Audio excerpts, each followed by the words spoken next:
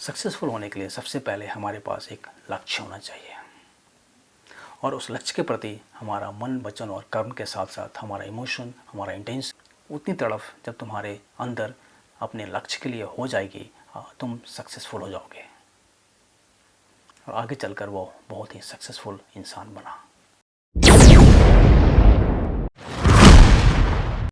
Hello friends, एक गांव में एक बालक रहता था। उस बालक को सक्सेसफुल होने का बहुत शौक़ था। वो सभी लोगों से यही पूछता, सक्सेसफुल होने का राज क्या है, पर उसके प्रश्न का उत्तर उसे नहीं मिलता। एक दिन एक व्यक्ति उसे उसके प्रश्नों का उत्तर दिया।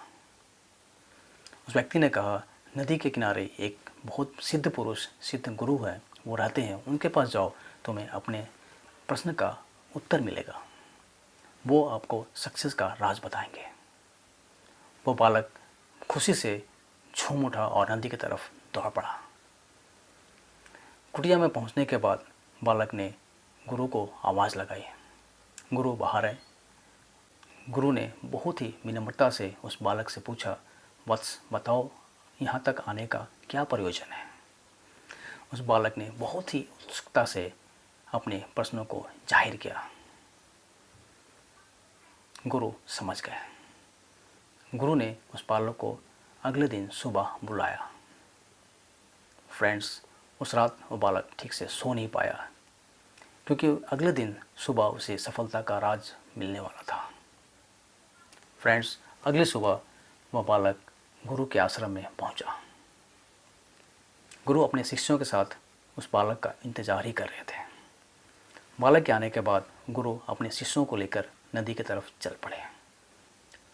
चलते चलते जब वो नदी के बीच में पहुँचे, गुरु ने उस बालक का सर पकड़कर पानी में डुबो दिया। बालक चिल्लाता रहा, तड़पता रहा, लेकिन गुरु ने उसे बाहर नहीं निकाला। फ्रेंड्स, जब गुरु ने देखा अब ज़्यादा देर इसे पानी के अंदर नहीं रख सकते, गुरु ने उस बालक को बाहर निकाला। बालक बहुत ही गुस्से में था। गुरु को उसने भला बुरा भी कहा। गुरु बहुत ही विनम्र भाव से मुस्कुराते रहे और सुनते रहे।